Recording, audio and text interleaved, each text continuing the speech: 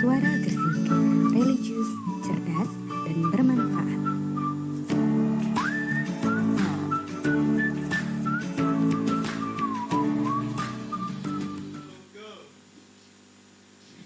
Ya sahabat, selamat sore, masih bersama saya Hani dalam program Tita. Kalau tadi pagi kita bertemu dalam program Ngopi Kilat, kali ini kita beralih ya sahabat.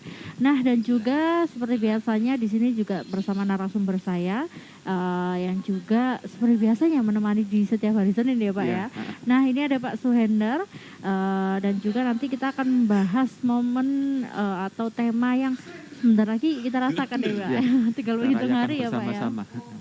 Nah, tapi sebelum itu juga saya ingatkan buat sahabat jalan semuanya bahwa program ini dapat Anda dengarkan dan saksikan di 100,4 FM di channel YouTube Suara Gersik, Facebook Suara Gersik, Instagram @suaragersik.id dan juga website suaragersik.id. Nah, langsung aja nih kita kali ini kan akan membahas momen halal bihalal dalam perspektif hipnoterapi untuk penyembuhan luka batin. Nah, jadi karena sebentar lagi mungkin 2-3 hari lagi ya Pak ya, pasti belum tahu ya Pak ya. Nah, kita akan menyambut momen Idul Fitri. Nah, dari situ biasanya banyak tradisi dari kita, khususnya orang Indonesia halal bihalal nih. Nah, seperti itu Pak. Nah, gimana Pak kalau misalnya momen halal bihalal ini kenapa kok bisa dikatakan bisa perspektif dalam hipnoterapi? Ya, pemirsa Suara Gersik dimanapun Anda berada, Assalamualaikum warahmatullahi wabarakatuh. Jadi hari ini tema kita adalah momen halal bihalal dalam perspektif hipnoterapi dalam penyembuhan luka batin. Jadi gini Mbak Hani, halal bihalal adalah sebuah tradisi bagi umat muslim seluruh dunia. Setiap merayakan Idul Fitri atau bukan Idul Adha, di mana rasa ataupun jiwa daripada kegiatan ini adalah untuk rasa saling memaafkan, saling mengikhlaskan satu sama lain sesama umat muslim, atau mungkin juga bisa sesama umat manusia. Ya, jadi ternyata kebiasaan ini jika ditinjau dari keilmuan hipnosis atau hipnoterapi memang memiliki manfaat yang cukup besar, terutama bagi orang-orang yang memiliki luka batin. Nah, luka batin di sini kadang ada yang belum muncul ke permukaan dan banyak yang sudah. Ketika muncul ke permukaan, luka batin ini menjelma menjadi sebuah simptom yang berbentuk kadang kita sebut secara umum psikosomatis. Jadi sakit fisik yang disebabkan oleh program yang kurang memberdayakan atau luka di dalam pikiran bawah sadar atau dalam batin seseorang. Dan untuk menyembuhkannya memang tidak dapat disembuhkan dengan metode medis Mbak Nia. Jadi luka batin, luka di pikiran bawah sadar ini hanya bisa disembuhkan dengan metode penyembuhan luka batin itu sendiri atau bawah sadar itu sendiri, yang dimana kita ketahui untuk penyembuhannya bisa menggunakan 5 jalur untuk memasukkan program ulang ke dalam pikiran bawah sadar.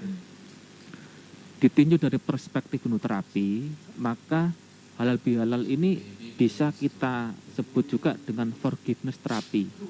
Jadi terapi untuk saling memaafkan atau memberikan ampun. Di sini secara ilmiah bisa saya sampaikan itu kita mempelajari jurnal-jurnal hipnoterapi yang dilakukan oleh tokoh-tokoh hipnoterapi kelas dunia. Ada 3 Mbak Hani yang sudah saya ketahui. Yang pertama adalah Carl Stebet ya, dengan sebuah tulisannya yang berjudul 7 Psychodynamica Symptom. Kemudian yang kedua adalah Dr. Joe Kapas dengan tulisannya yang berjudul 5 Body Syndrome. Dan yang ketiga adalah dari tulisan dari Calvin D. Banyan dalam tulisannya yang berjudul 5 Part Body Syndrome. Jadi ketiga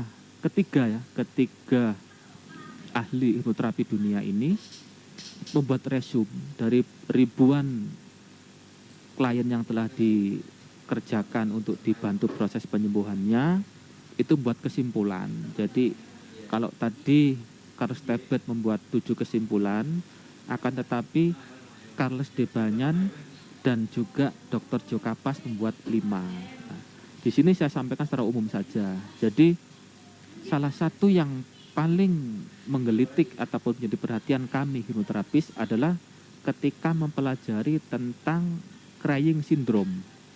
Jadi crying syndrome itu adalah sindrom menangis yang ada di dalam batin seseorang. Lah, sindrom menangis ini ternyata ketika tidak dirilis emosinya, ketika dia bertahan cukup lama dalam pikiran bawah sadar dan terbentuk sebuah program-program negatif karenanya, itu bisa memunculkan berbagai macam psikosomatis yang ada.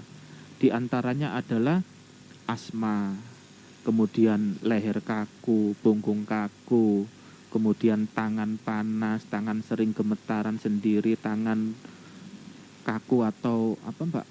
Bahasanya itu linu-linu ya dalam bahasa keseharian kita, dan juga bisa pada penyakit-penyakit tentang pencernaan. Ya. Jadi semua itu ternyata ketika ditangani di medis itu tidak ditemukan penyebabnya. Sehingga ketika tidak ditemukan penyebabnya, kadang medis hanya memberikan treatment untuk menghilangkan gejala. Misalkan dia berupa nyeri, hanya diberikan anti nyeri, ya kan? Kemudian ketika 2-3 kali kembali ke medis tidak mendapatkan hasil yang diinginkan, maka petugas medis tersebut hanya menyampaikan mungkin untuk mengurangi beban pikiran, ya kan? Jadi ini suatu bukti bahwasanya ketika penyakit atau sakit itu datang dari pikiran bawah sadar atau luka batin, maka tidak dapat disembuhkan dengan metode medis. Jadi mau tidak mau harus disembuhkan pada sumbernya, yaitu di batin seseorang itu sendirilah. Hubungannya dengan halal bihalal, kita kan tahu sendiri ya. Jadi ketika halal bihalal itu kita sedang melakukan sebuah rutinitas ataupun sebuah budaya adat untuk saling memaafkan satu sama lain. Apapun kesalahannya, baik sengaja maupun tidak sengaja, baik baik kesalahan lahir maupun kesalahan batin, itu semuanya diikhlaskan. Nah, sehingga ketika saat itu telah tercapai dan terjadi, maka kita merasa terlahir kembali sebagai manusia baru, manusia yang fitri, yang fitrah ya. Nah, disinilah hubungannya antara halal bihalal dengan forgiveness terapi yang ada di hipnoterapi. Jadi dalam keseharian kita ini sebenarnya kita tuh keluar masuk dari mode atau mode hipnosis. Hanya saja kadang kita masih belum menyadari bahwasannya hipnosis itu adalah suatu kejadian yang ilmiah yang setiap saat kita senantiasa keluar masuk di antaranya, gitu Mbak Ani. Ya. Oke, baik Bapak. Jadi memang ternyata sebenarnya kalau dulu kita menganggap halal bihalal ini hanyalah tradisi ya Pak ya. Nah, karena sekarang kita tahu nih manfaat dari halal bihalal, di mana momen-momen ini juga hanya terjadi dalam 1 tahun sekali ya Pak ya. Betul. Dan itu manfaatnya juga banyak sekali seperti yang dijelaskan oleh Pak Suyanda tadi.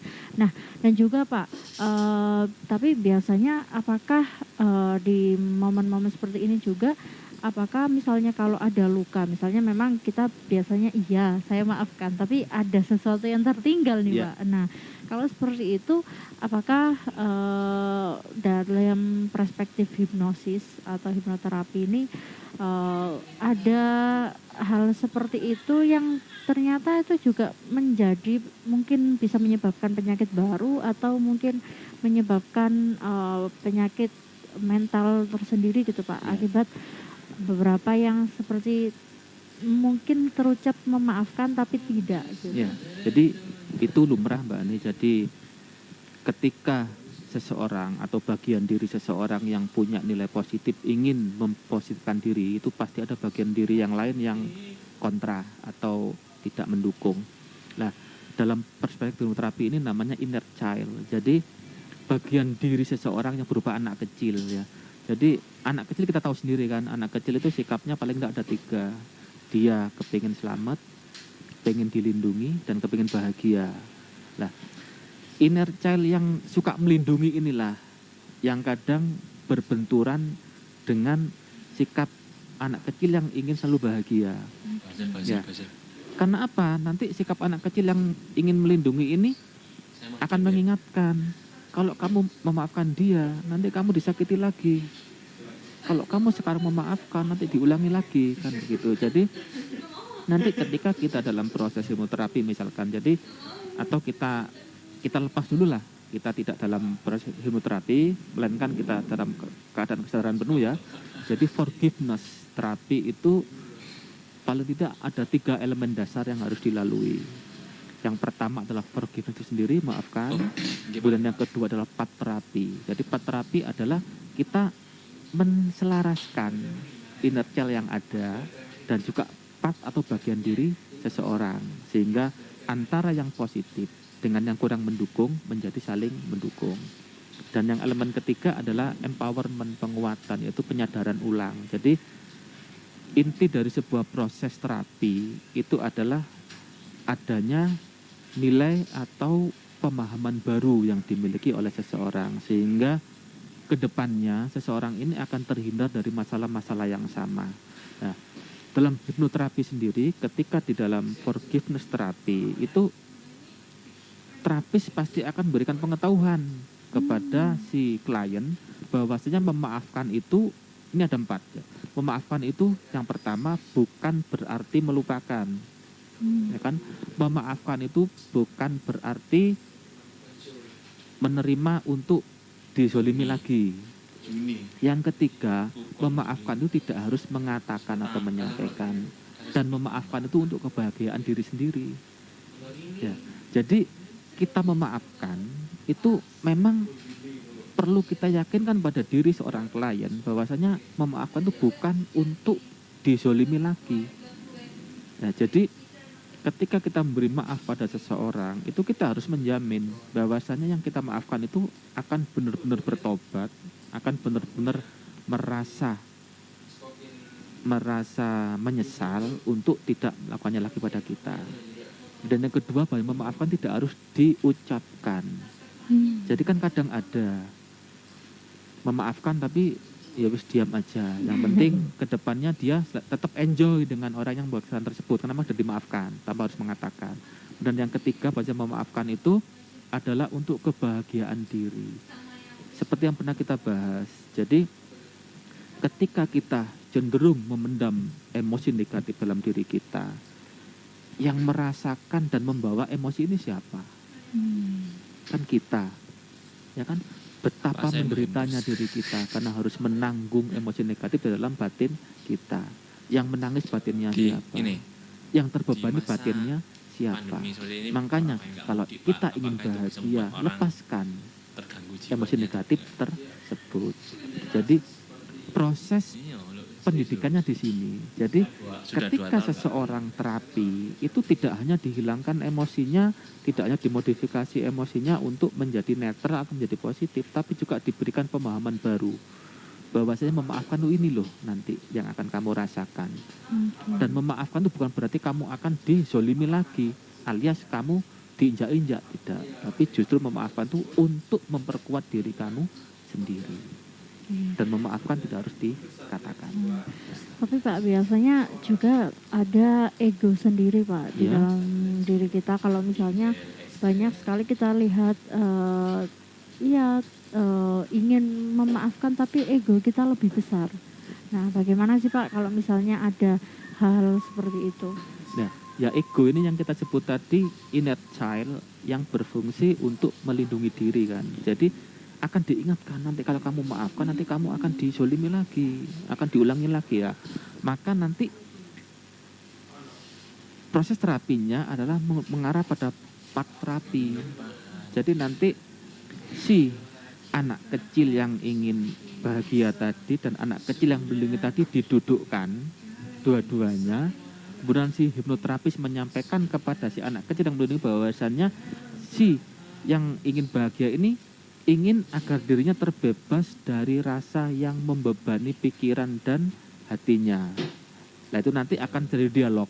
Jadi path terapi itu akan dialog antar bagian diri, yang dialognya itu diberikan pengantar oleh si hipnoterapis. Sehingga dengan kalimat-kalimat tertentu, bahasa-bahasa hipnotik, sehingga nantinya part yang ingin melindungi ini akan mengendorkan intensitasnya dan mengarah pada mendukung agar si ingin bahagia ini menjadi lebih kuat. Jadi prinsipnya kan empowerment kepada yang positif, kemudian menekan pada yang kurang memberdayakan. Jadi kalau kadang kita bilangnya si yang ingin melindungi ini menjadi mental block. Nah, jadi semua part itu sejatinya niatnya baik kepada diri seseorang, ya kan? Walaupun itu mental block ya, itu juga niatnya baik karena di situ ada secondary gain. Jadi maksud terselubung. Nah, nanti dimaafkan lah kamu dimarahi lagi. Ya, Nanti jadi dimaafkan kamu niatnya dizalimi lagi. melindungi diri ya, Iya, Pak, ya. betul gitu. Jadi nanti itu didamaikan dengan pengantar seorang hipnoterapis. Oke, baik Bapak. Nah, ini sepertinya juga bicara seperti kepada nanti kalau misalnya di momen Idul Fitri Iya. kalau sudah tiba. Nah, bagaimana halal bihalal ini dapat menjadi momen yang benar-benar bukan hanya tradisi, Iya. tetapi juga bisa berimbas kepada kesehatan mental kita maupun fisik ya Pak ya. Iya, betul. Nah, nanti kita akan bahas lebih lanjut ya Pak ya, tapi sepertinya kita akan break sebentar untuk iklan layanan masyarakat berikut. Dan buat sahabat cerdas semuanya, jangan kemana-mana, tetap stay tune di Radio Suara Gersik. Radio Suara Gersik, religius, cerdas, dan bermanfaat.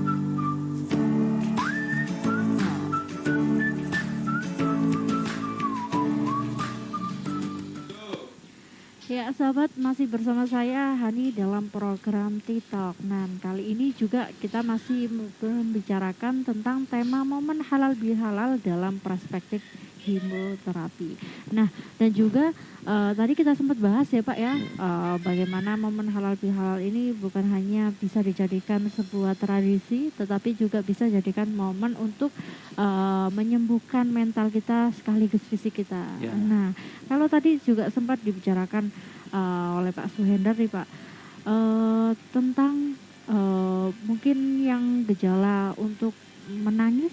Yes, crying syndrome. Nah, crying syndrome. Nah, ini boleh disebutkan nggak Pak? Ciri-cirinya itu seperti apa? Nah, biasanya kan kita suka tidak sadar nih Pak, kalau mungkin fisik kan kalau kita sakit kita merasakan ya Pak ya. Tapi kalau misalnya mental kadang kita suka belum tahu. Nih, sebenarnya saya kenapa, atau mungkin banyak yang menganggap sepele itu hanyalah sebuah kebiasaan. Ya. Nah, silakan Pak. Jadi gini, jadi ketika kita mengatakan tentang crying syndrome ya, jadi nanti crying syndrome ini adalah pintu masuknya Mbak, pintu masuknya informasi ataupun program yang kurang berdayakan atau program yang negatif kepada pikiran bawah sadar. Jadi misalkan ada sebuah kejadian, jadi seseorang atau seorang anak dimarahi oleh tetangganya. Kemudian karena dia takut, dia hanya bisa menangis. Kemudian menangisnya itu dia lari dari tempat dia dimarahi tadi, kemudian pulang. Lah, celakanya ketika pulang itu tidak berani menyampaikan pada orang tuanya atau pada orang-orang di terdekatnya, sehingga dia pendam sendiri rasa menangisnya ini di dalam hatinya, dalam pikiran bawah sadarnya. Lah, kita kan tahu, jadi bahwasanya program ataupun memori ketika sudah masuk di dalam pikiran bawah sadar itu bersifat kekal dan abadi. Dan masuknya memori ini itu melalui pada intensitas emosi. Jadi muatan emosi yang menyertai memori tersebut masuk di pikiran bawah sadar. Dan kebetulan emosinya pasti negatif karena emosi kekecewaan atau rasa terintimidasi atau ketakutan ya. Hingga masuk dalam bawah sadar, tidak terlampiaskan, tidak terrilis ya, sehingga dia terpendam di sana. Lambat laun mungkin 2 tahun kemudian, 3 tahun kemudian, bahkan bisa sampai 15 tahun kemudian itu baru muncul sindromnya. Jadi memori ini aktif kembali dalam sebuah bentuk program pikiran yang mendorong gejala-gejala tertentu. Ada banyak. Jadi diantaranya adalah ketika tiba-tiba mata kita sering berair, ya kan? Kemudian mata kita sering bercedut sendiri. Itu kalau di mata. Kemudian misalkan di hidung, terjadi masalah-masalah hidung, seperti contohnya sinusitis. Kalau di mulut, misalkan sariawan. Di leher, leher kaku. Di punggung, punggung kaku. Di tangan juga tangan kaku, atau mungkin tanpa ada sesuatu sebab tiba-tiba kram. Kemudian bisa di paru-paru, bisa bronkitis ya. Kemudian kalau di mulut tadi ada masalah gigi. Tiba-tiba seseorang tersebut sangat suka sekali menggigit bibirnya. Atau suka mengkerenyitkan giginya yang retak-retak-retak itu namanya broksim kan. Itu juga satu simptom atau gejala daripada luka batin yang diawali dari sindrom crying tadi, atau crying syndrome. Lah, contoh-contoh sindrom ini itu kan masalah biasa Mbak bagi kita bersama ya. Tanpa kita sadari itu karena memang tidak berefek sangat fatal bagi diri kita. Kecuali kalau sudah yang mengarah pada paru-paru tadi atau bronkitis ya, itu yang harus kita waspadai. Jadi mata berair atau mata sering cedutan, leher kaku, punggung kaku, tangan kaku, kaki dan paha kaku dan sering kram itu sepertinya biasa. Cuman kalau dibiarkan memang lambat laun ketika luapan emosi ini semakin lama semakin membesar. Karena apa membesarnya? Barangkali bisa juga dengan ketika situasi keadaan lingkungan ini tidak mendukung rilisnya emosi ini. Jadi sebenarnya emosi ini kepingin keluar Mbak, kepingin keluar, menunggu dia mengumpulkan kekuatan. Ya. Kekuatannya dari mana? Ya emosi-emosi negatif lainnya. Kekecewaan ditambah lagi misalkan, ketakutan ditambah lagi, ini kan akan menabung di dalam tungku emosi masing-masing seseorang lah. Kalau sudah penuh, overload, maka dia akan meledak. Nah, meledaknya ini adalah bisa dalam bentuk dia marah yang tidak terkontrol, bisa dalam bentuk pembuluh darahnya pecah, karena dia misalkan tadi leher kaku, punggung kaku, sehingga ketika pembuluh darah pecah, hasilnya adalah dia bisa menjadi stroke atau bahkan lumpuh. Nah, inilah bahayanya ketika luka batin ketika dibiarkan begitu saja. Memang gejalanya ringan Mbak, ya kan? Hanya leher kaku, punggung kaku, tangan kaku, kaki kaku. Tetapi kalau sebabnya tidak ditemukan, tidak dinetralisir, maka akan berdampak sangat fatal bagi seseorang tersebut. Oke, ini juga ternyata gejala-gejala yang biasa kita anggap ini kebiasaan gitu, ternyata juga bisa. Tapi saya juga penasaran nih Pak, kalau misalnya gejala seperti itu bagaimana tips mengetahui apakah misalnya kalau tadi yang sering kita temui atau anggap sepele adalah mungkin sariawan ya Pak ya, salah satu contoh sariawan. Nah ini bagaimana kita tahu apakah itu disebabkan dari memang fisik atau memang dari Psikis. Mental kita.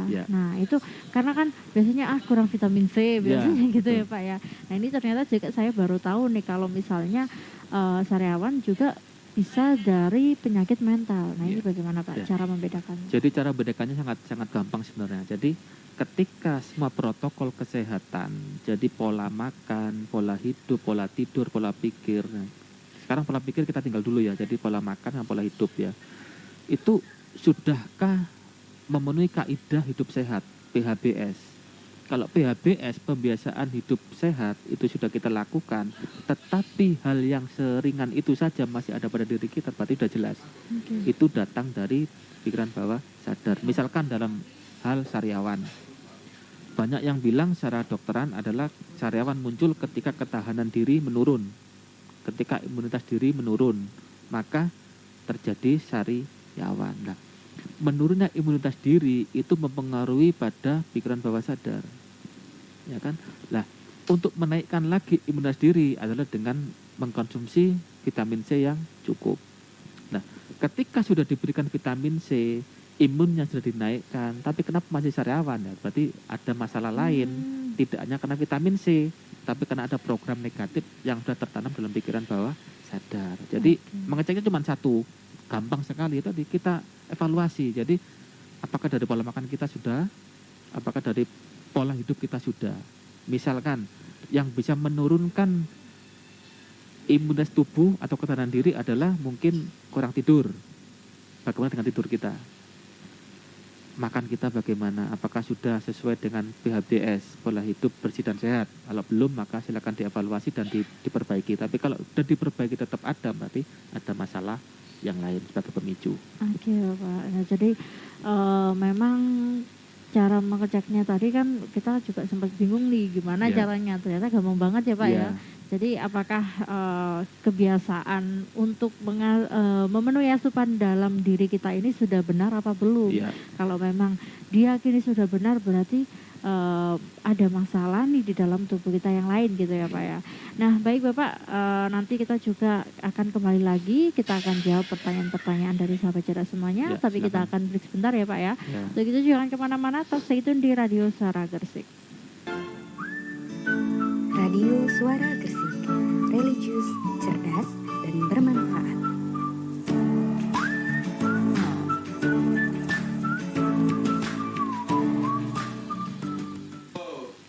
Baik sahabat, kita tiba di sesi terakhir dalam program TikTok pada sore kali ini, dan juga masih bersama saya dan juga Pak Suhendar di sini ya Pak ya, yang membahas tema momen halal bihalal dalam perspektif hipnoterapi. Nah ini sesi terakhir, biasanya kita akan jawab-jawab ya Pak ya, dari pertanyaan sahabat cerdas nih Pak.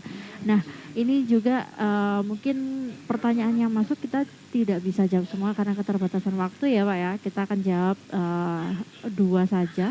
Yang pertama ada akun dari Bella Natasha. Di masa seperti ini Pak, banyak sekali orang yang tidak mudik. Apakah hal tersebut dapat mengganggu kestabilan jiwa seseorang nih Pak? Wah ini yang sekarang lagi ramai dibicarakan ya Pak ya. Sana sini juga banyak sekali yang mengatakan mudik. Mungkin kalau di mesin pencari, mudik jadi nomor 1 kali ya Pak ya. Silakan Pak. Jadi memang saat ini pemerintah menegakkan disiplin protokol kesehatan, terutama tentang hal berkumpulnya seseorang atau mondar-mandir seseorang, sehingga ditetapkan pembatasan mudik ya. Jadi sebenarnya mudik tidak dilarang.